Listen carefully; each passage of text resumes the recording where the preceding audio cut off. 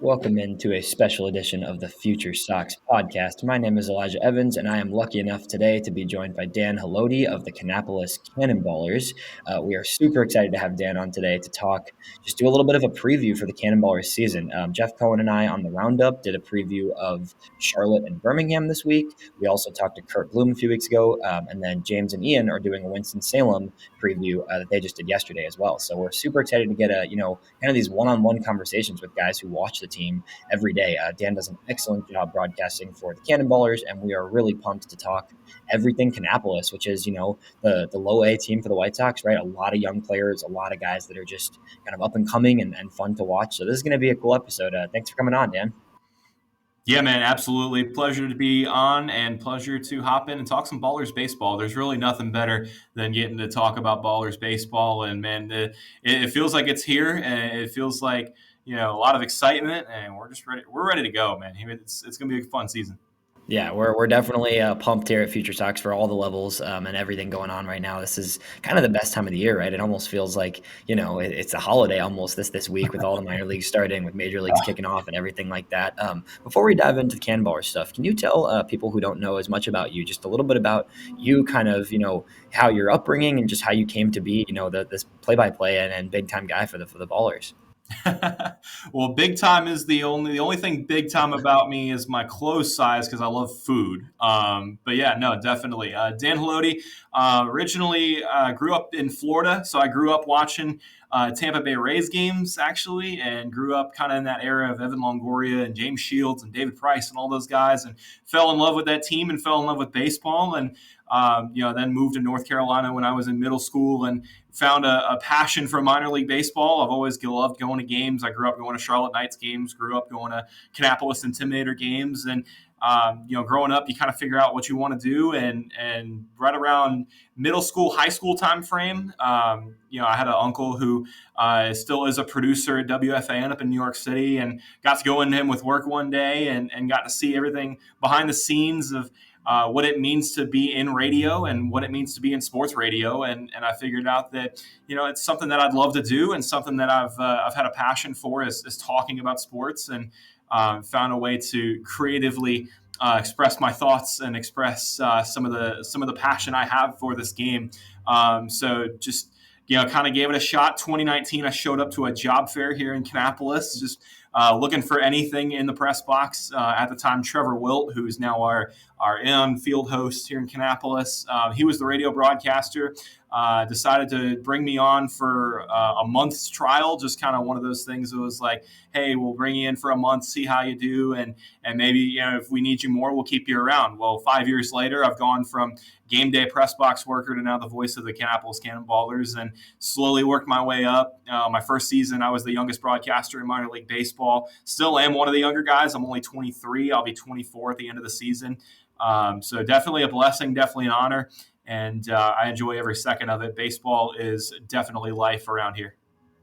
That's awesome, Dan. That is the coolest thing to hear, the story of just kind of finding your passion and going for it, right? As someone myself who's in the exact same spot right now, where it's just, trying to figure out what the outlet is for your passion and for your creativity, right? That's super cool to hear that you just kind of made it happen, right? It's all it takes sometimes. And I know that you clearly are passionate about the Ballers and the White Sox organization, and that is very obvious from listening to you call games over the past few years. So it's a treat to listen to you, and that's awesome that you're able to be where you are right now. Going towards this season, right? Like we're looking ahead to the season, but I want to take a step back as someone who there's a lot of players that came through Kannapolis last year that are now kind of prominent prospects within the White Sox system, right? There's some guys that, 2022 draft picks, and then even some guys even earlier than that who made their debuts with Kannapolis last year, ended up rising pretty quickly through the system and are now guys that we're looking at as, potential White Sox players in the next year to 2 years, right? So I want to start on the hitting side of things, talking some baseball with you from last year. One guy that is easy to talk about because the entire White Sox organization and all of social media loves him is Tim Elko, who started the season with the Cannon Ballers. An older guy, right, drafted by the White Sox in the later rounds, played at Ole Miss, just has a huge following of Ole Miss fans. How was it watching Elko just go crazy at the beginning of the season in Kannapolis and just see kind of his first taste of a full professional ball and just what he was able to do? Well, I can't lie. I might have seen it coming just a little bit, seeing him kind of progress. Early on during the season, those preseason warmups and practices that the guys go through before we actually get going with games. He would spray balls around the field in batting practice, and he was constantly putting them out of the yard, just with consistency. Constantly was doing it, and he's got a lot of pop in that bat. We know that. So he came in and really just showed out. First game last year, hit a big 3-run homer, gave us a win on opening day down in Down East. And since then, really, I mean, he just showed up and he hit homers. And, chicks dig the long ball, especially around here in Kannapolis. People love the home run ball, and Elko was the guy that produced it. So you kind of see a little bit of that here in Kannapolis. People love the home run ball. So it was Elko, and then the year before it was DJ Gladney. Was the fan favorite. So whoever hits the homers around here is the favorite. And Tim got a lot of attention, a lot of fans around here because he was so proficient in his power. And I think the thing to talk about with Tim, though, is he's progressed through the system, obviously, because he's a little older, but he's athletic. He's super athletic, and he's a great defender in the field. He played third base at Ole Miss up until he had an injury, and then they shifted him over to first, and he DH'd here and there too. So he's more of an athletic guy than people give him credit for.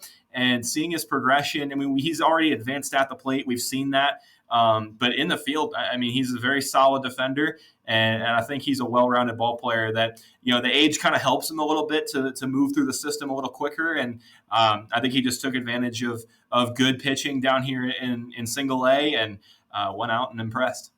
Yeah, I think that's exactly right. I think he's, you could tell he was almost slightly too old possibly for the age, right? He was just advanced. You could tell as a player he had more maturity than a lot of pitchers at that level especially, right? So he was prepared for what he was ready to see. And then you saw even when he went to Winston, he still continued to do the same thing there. Gets to Birmingham, has a little bit of a harder time, right? Because, that's a higher level for him. That's more on the same level as, some of the guys he faced in college or even a little above that now. So I think everybody's excited to see where Elko takes him, but it's cool to hear kind of the inside of more than just, home runs, right? He's got some more to his game for sure.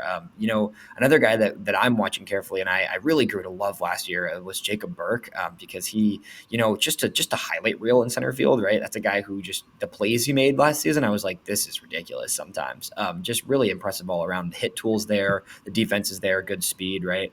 What were some of the things you saw from Burke? Another guy who went to Winston, fairly quickly, right? But you got a good taste of him at Kannapolis.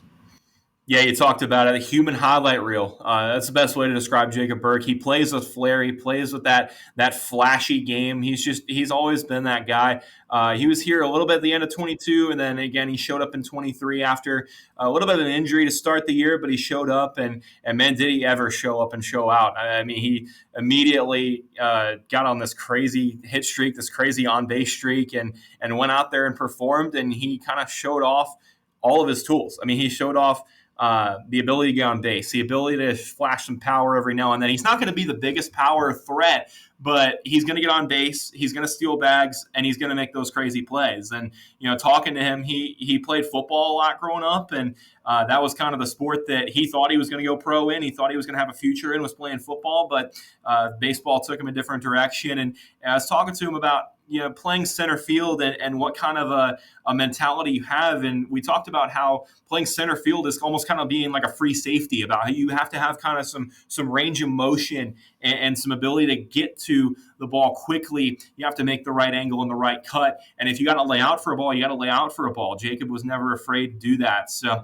I think we talked about some of the athleticism that we had there, and the mentality is obviously very strong with Jacob. He already has said, some crazy stuff even last year about how he could definitely hop in with the White Sox, how he feels that he can make an immediate impact. And I don't disagree with him. I think that Jacob, whenever he gets there, because I think he will make a strong impression on White Sox fans, and I think he'll be ranging for some fly balls up there in center field. Yeah, definitely. I interviewed him last fall, and I remember talking to him, and he was like one of the more confident dudes I've talked to, and that's a great thing to see because you can just tell he knows his game and he knows what he's good at, and that's something that can be hard for younger guys, right, to kind of understand what they do well, and he gets it. He knows what he does. He trusts himself.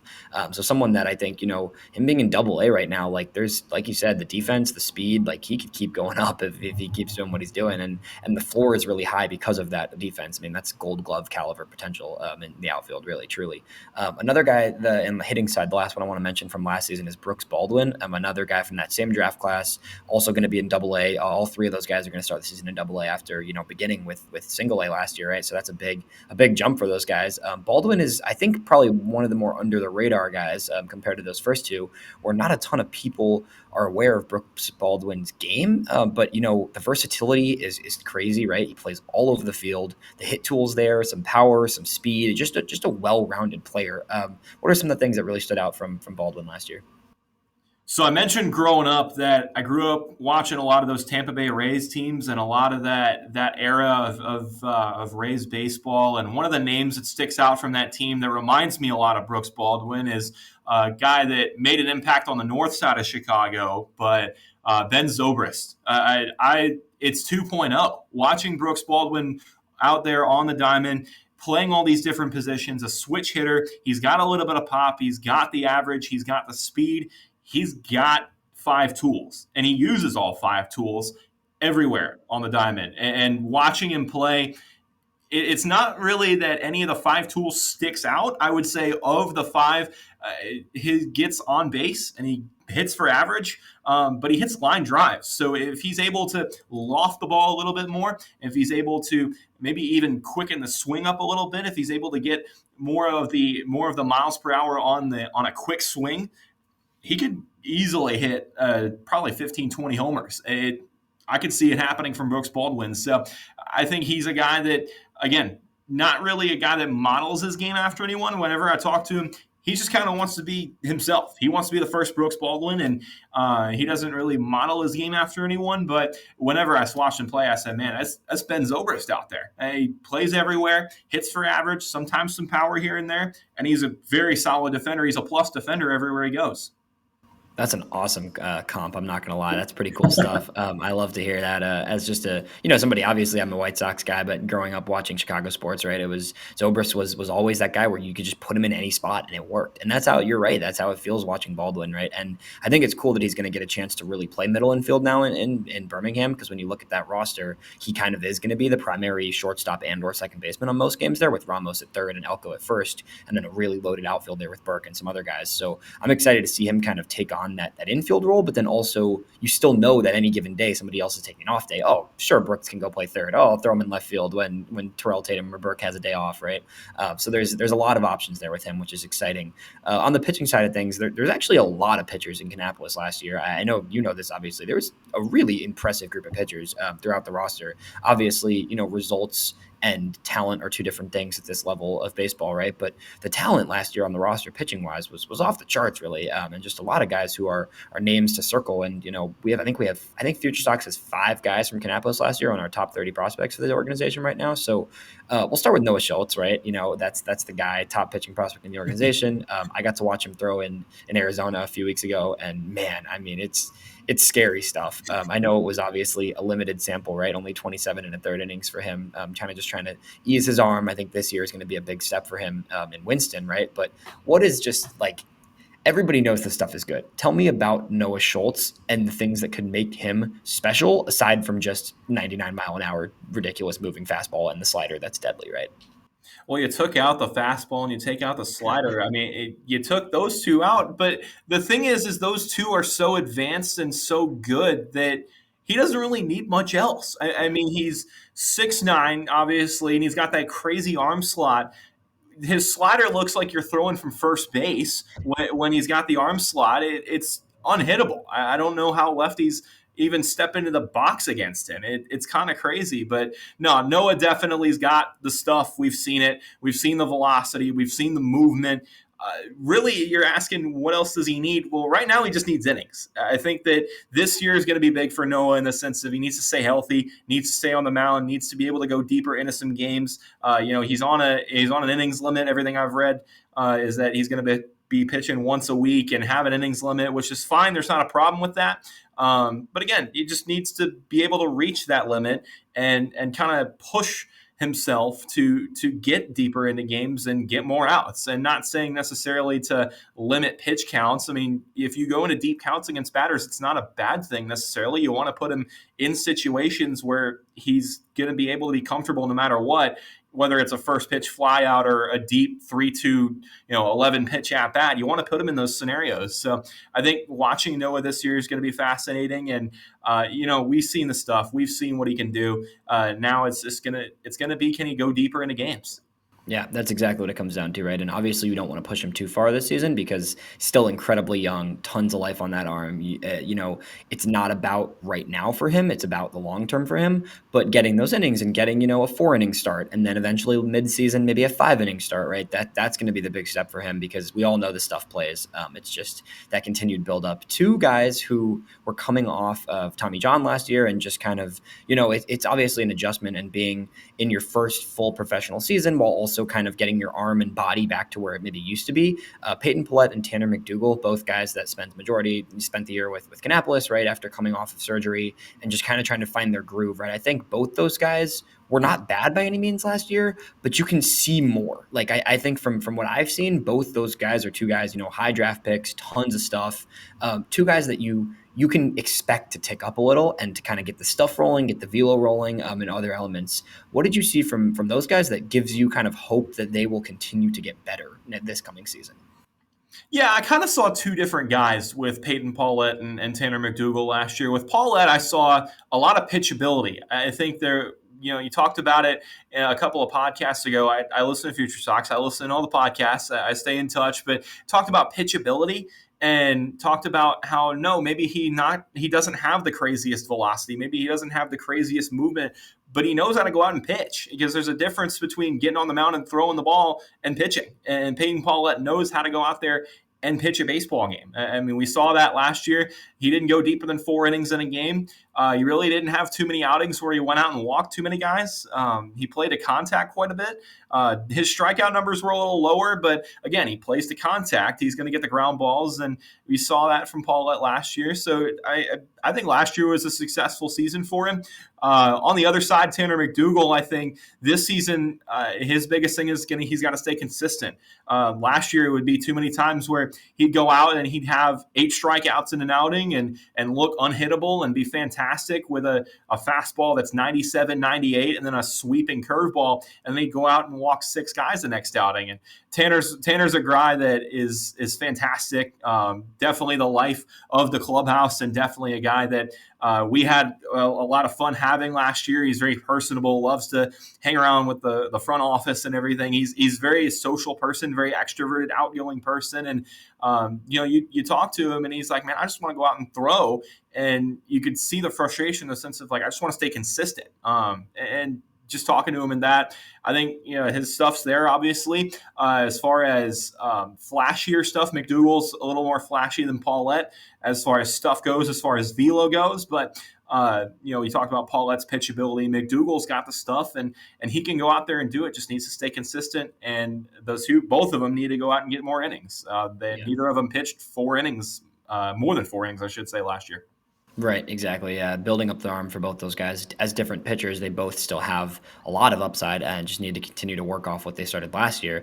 The last pitcher I want to mention before we head into this current season is Mason Adams, who was definitely came out of nowhere for most people. Was kind of piggybacking in Noah Schultz starts at one point, made some starts of his own, ended up finishing the year 3 games in Winston, 3 games in Birmingham. Was great at both stops after being in Kannapolis for most of the year, right? So this is a guy that came in with very minimal knowledge for among fans. I mean, I started watching him mostly because of Noah Schultz, right? I was watching the piggyback and I was like, oh, I'll keep watching the game and see what Mason Adams. And then he would go 5 innings after Schultz and give up a run and strike out 7 guys. And that was like his normal. So what did you see from Adams as a guy who just came in? I know I've talked to him a little bit, a quiet guy, right? Just does his thing. What did you see from him that just was kind of impressive for such a underrated guy? Yeah, Mason likes to miss bats. He likes to pick up strikeouts. He doesn't like to let the ball get in play. He just likes to go out there and play a little catch with the catcher. Really, it was kind of funny watching him pitch after Noah, because everyone kind of the sense that I got every time that he would piggyback Noah is everyone would be watching and go, okay, we just get through Schultz 2-3 innings, and then we're going to face this guy out of the bullpen. Well, Then you got Mason Adams going out there and striking out 12 in 5 innings, and he ends up pitching better than Noah did sometimes. So definitely a guy that has the talent, and yeah, came out of nowhere, but he showed up and showed out last year. You can't blame a guy for going out there and doing well. And the White Sox obviously believe in him, moving him already to Double-A, and seeing what he can do. Might as well go out there and test what he can do. He goes deeper into games. He's got a little bit of that longevity. He can go 5-6 innings right now, so that's very promising. And I think Mason Adams is definitely a talent to watch, and going to be a guy that, kind of like that Davis Martin, where coming up, you didn't really know what you were going to get. Nobody really knew who he was, but then he shows up and it's like, okay, this guy's not all the way bad. Yeah, and it's not overpowering, right? It's not like he has the crazy stuff. I think that's part of what helped him pair with Schultz, was that it was a totally different look. The other side of the arm, different arm slot, different types of pitches. He just knows how to mix and match stuff and find his spots and just get guys confused at the plate, really, at the end of the day. So he's someone we're pumped to watch. I've been a fan of his since I started watching him at the beginning of last year, and I think could rise quickly in the system as an older guy too. Going over into 2024, right? Before we get into specific players, this is a very different roster. I think it's last year there was a lot of names people already kind of knew and were circling going into the season. This year, you've got a lot of unknowns in this roster, and a lot of, a mixture of the 2023 draft picks from last year that have kind of now this is their first full season. And then you've got a variety of just, minor league signings, some international guys, just a really interesting roster of just a blend of players. How are you feeling about the season, and what's just the energy heading into this year for Kannapolis? Well, just in the few days the boys have been here, I can certainly tell you that they're ready to go. They're just ready to go. We're all ready to go play baseball. I mean, at the end of the day, that's what they're here to do is go play ball. And they're leaving a little bit later today to go play Charleston for 3, and then we'll be home on Tuesday. And we're just ready to go play baseball. I think that's the sense I get from everyone down on the field, and watching BP, and watching sim games and everything, and everyone's getting used to the pitch clock again, and everything like that. Just they're ready to go play baseball. I think that the mentality is, listen, go out, do your job, and get ready for the next game. I mean, that's kind of the sense that I'm getting. And Pat Leland's put together. Obviously, he hasn't put together, but he's got a squad assigned to him that is it's got some talent. It's got a good mix of guys that have been here before that really are just trying to improve their game for the next step. And then there's some guys that are just showing up and ready to kind of prove themselves and show off what they can do. Yeah, definitely. It's an exciting group. I think it's one of the levels, like a lot of people, myself included, really enjoy watching single A ball, right? Because there's so many guys that are just at that first step of really trying to prove themselves, and that just has this hunger to it that creates a team that, like you said, they want to play. They are going to be ready. They're going to be energetic, and it's going to be a fun watch all season. Offensively, starting on the hitting side of things, right? One guy that I have circled and definitely keeping my eye on is Ronnie Hernandez. Ronnie Hernandez is a guy that a lot of White Sox fans have watched. He's right outside of our top 30 at FutureSox. Someone who dominated at rookie ball last season, right? He played in the DSL in 2022, and then at the Arizona Complex League last year. 923 OPS last season in the ACL. Consistent walk rates. He flashed a little bit of power here and there. Just a really impressive 19-year-old catcher, right? Lefty hitter. Just a twitchy guy too. What do you kind of, from what you've seen? I know you probably haven't seen a ton yet, but from what you've seen from Ronnie or what you know about him, what is that going to be like having him be kind of the primary catcher this season? Yeah, you mentioned it. He's one of two 19-year-olds on the roster. So he's one of the two youngest guys on the team this year. And Ronnie Hernandez is just what I've seen so far has been exactly what you've said. Got that power. He's got the ability to draw walks. I mean, we've had a couple of different live BP and sim game actions going on this week. So we've kind of gotten to see what it's like to see Ronnie Hernandez in an at-bat and see what he can do. And everything I've seen points upward. And I think that what he's putting together is good so far. And I'm excited to see him in game action. But yeah, like you said, the talent's there, and I like where he is on the defensive side of the ball too. I like what kind of an arm he has, throwing a second base and throwing a third to try to get caught stealings, and obviously the light tower power in batting practice. He's hitting balls over the fence with consistency. So Ronnie Hernandez is exciting, and I can't wait to see what he's got. Yeah, no, he's definitely someone we're watching. And I think one thing we've talked about all offseason is the catching depth in the White Sox organization is better than it's been in a decade, 2 decades, maybe. I mean, it's really impressive to see at every level. There's a catcher you're watching like this guy could be a major leaguer, right? I mean, you got Michael Turner, who was obviously made his way up last year, and then Edgar Caro and Calvin Harris, who's hurt right now, but is going to be probably in Winston, I'm assuming. So there's a lot of catching depth, and Ronnie's just one of the many catchers in line to try and make it to the major leagues, right? Beyond him, I want to talk a little bit about Riku Nishida, who's a guy that is just loved by fans and people love watching him because he's fun to watch. It's incredibly, it's a cool swing. It's a small dude that just gets torque and just finds a way to make hard contact and just a really cool player. So what did you see from Riku? You got to see him a little bit last year, and then going into this year, kind of being one of the kind of leaders on this team almost after last season. Yeah, Riku's game is small ball. He's not going to be a power guy. 5'6". He knows his game. He's not going to try to hit the ball out of the yard, but he plays fast. Definitely one of the fastest players I've ever seen on a field.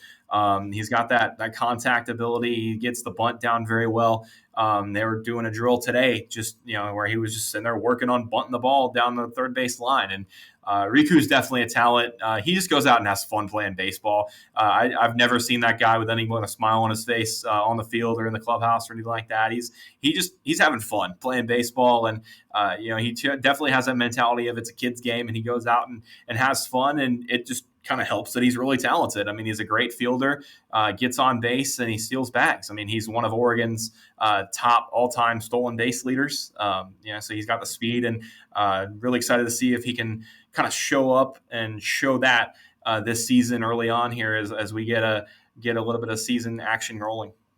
Yeah, that's he's going to be fun to watch for sure. Just entertaining, right, as a player.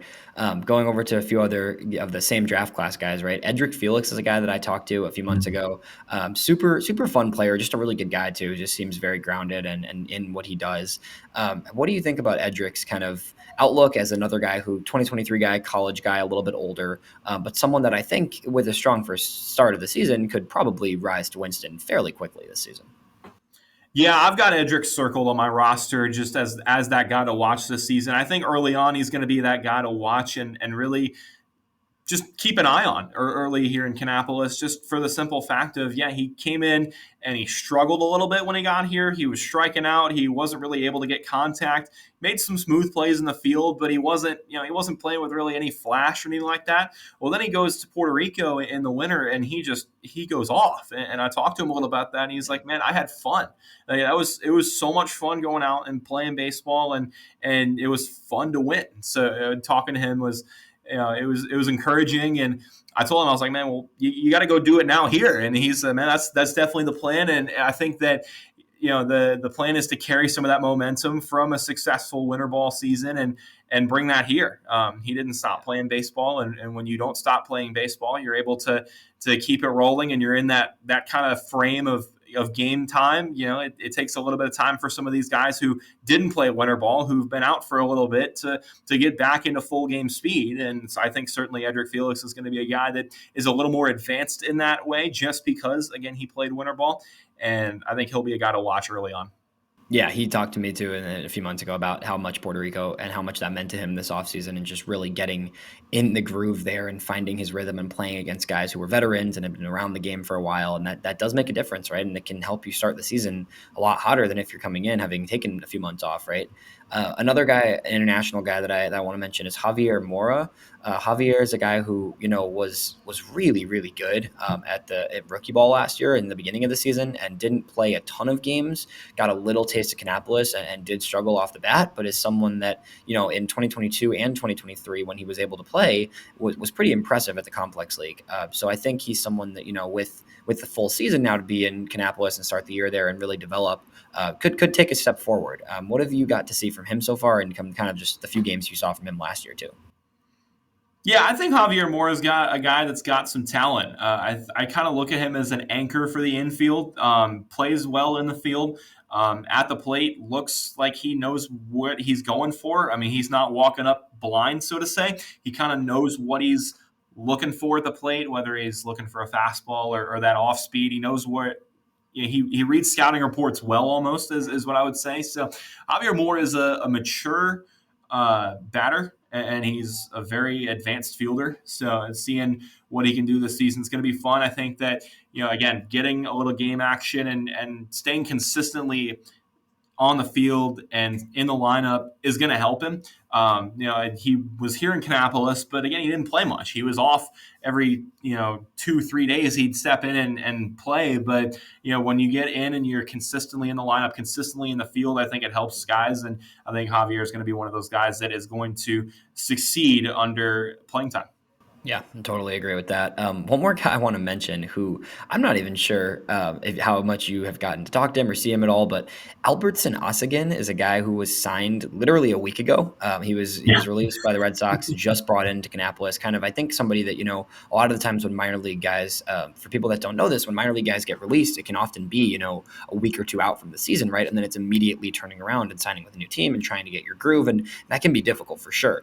But when I was going through this roster, I looked up his stats and I was like, that's kind of interesting, right? 22, so a little bit older for the single A level, but a guy that had 17 homers, 20 stolen bases, and an OPS just under 900 last year between rookie ball and single A. So really impressive numbers last season, his first professional season after being in the DSL the year before.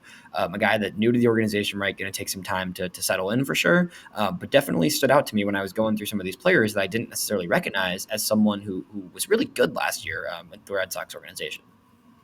Yeah, and I think one of the things that's going to help him early on is he has experience at the level. I mean, he played some with Salem last year, and having a guy that's already got some of that playing experience, even if it's in a different organization, even if it's with a different team, it certainly helps. It's going to help out a lot. And I think, again, he's another guy that's like Javier Moore. He's going to get some playing time, and I think it's going to help him.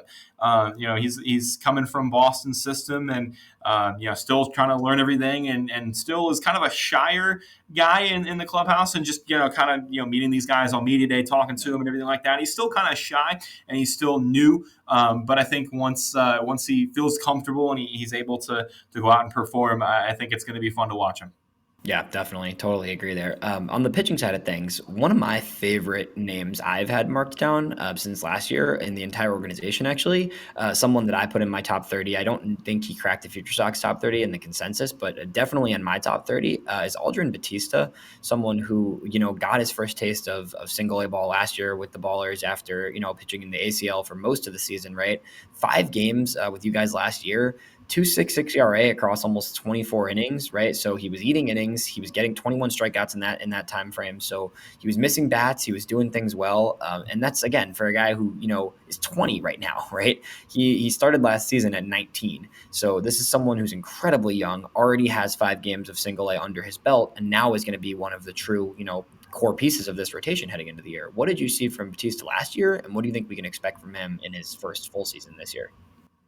Yeah, the strikeout talent's there. I mean, he led the complex league in strikeouts before getting traded to the White Sox organization. So definitely a guy that has the talent and is able to miss bats. He's got strikeouts. He went deep into games for us too in a time frame where it was almost like we needed starters that went deeper into games. And he went 5 innings every time. So very helpful add to the team last year for 5 starts. And then now he's going to come in and he's going to do his thing. And he's not going to see action this weekend unless it's out of the bullpen, but I highly doubt it. I think they're going to save him in a starting role probably early next week. So we'll see what he can do, and it's going to be fun to watch.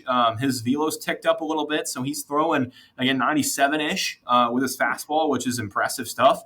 I'm really liking what I'm seeing from Aldren, and he's got a good polished approach on the mound. He doesn't look lost at all.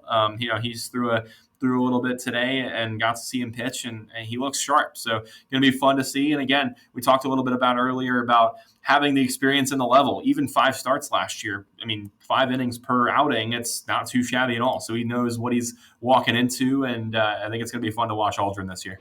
Yeah, definitely. I completely agree with you on that front. And it's worth mentioning, right? Dodgers organization guy. That organization knows how to identify pitching. We've talked about this many times in regard to Nick Nastrini, Jordan Leisure, who were brought over last year. That's a guy who they saw something in him, as they do in many of their pitching prospects, and I think he could continue to develop in a really rapid direction with the stuff he has, and at such a young age still. Really excited about that. In terms of some of the guys that, last year's draft class guys, right? A lot of the guys on this roster were last year's draft class. Seth Keiser is a guy that I want to mention because I talked to him last year. Really interesting kind of just mindset Keiser has, a super cerebral type of guy, and also just thinks about what he's doing, thinks through his pitching a lot ahead of time, right?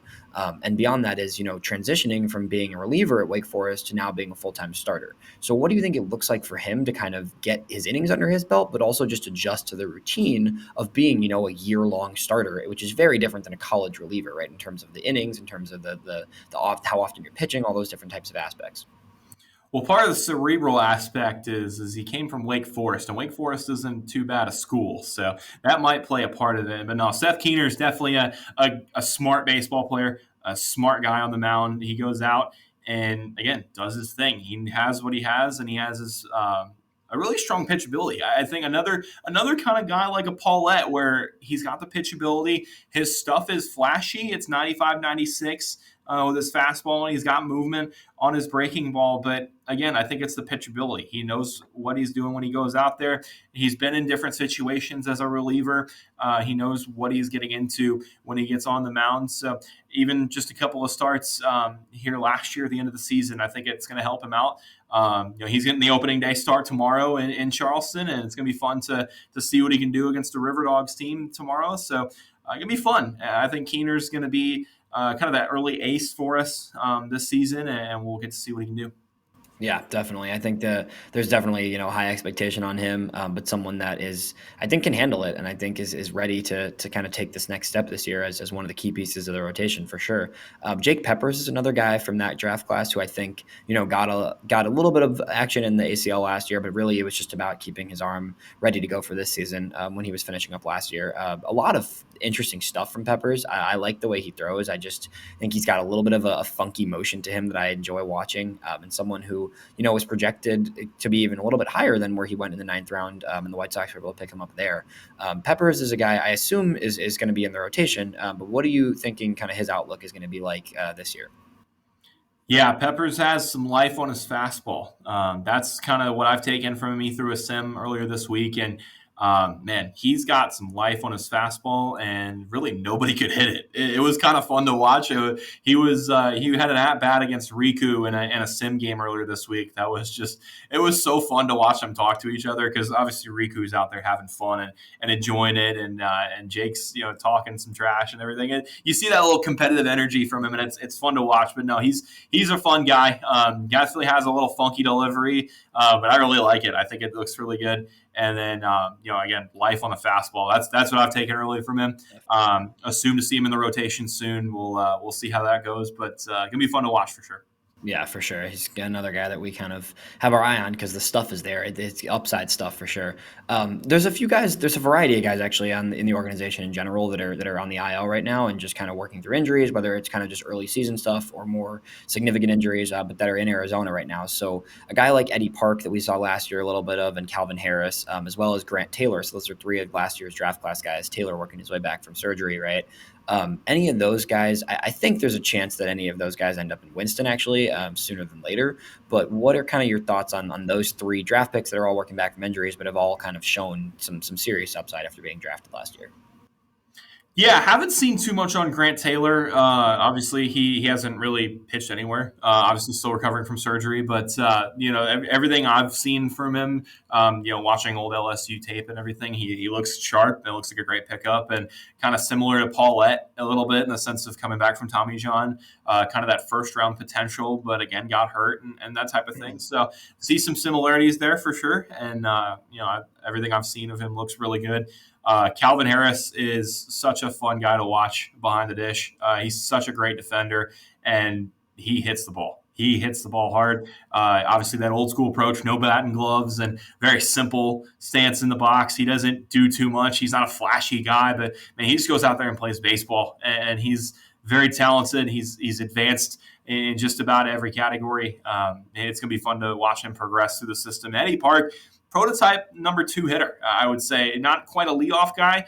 Speed wise, he is fast. He's got above average speed, but I'd say he's a 2 hitter in the sense of, he's got great contact. He knows how to slice the ball, put line drives into play, and get on base and just kind of do his thing. That's kind of what I've seen from Eddie Park. A well-rounded outfielder, a smart kid, came from Stanford. Again, that pedigree of going to a high academic school, you can't ignore that. So Eddie Park's a smart baseball player, and will go out there and perform. So it's gonna be fun to watch all 3 of those guys, and we'll see where they end up. Hopefully we'll get 1 or 2 of them back here. I know it'd be fun to have some guys here, but we're single A, so we understand that if guys progress, it's not bad. Of course, yeah, no, definitely. It's exciting to have guys on the way, right? There's other guys too, some younger guys in the ASL right now that will make their way. George Walkow is another guy that I've gotten to know decently well. It's tons of upside. I think he's going to start in Arizona, but definitely can make his way to Kannapolis soon.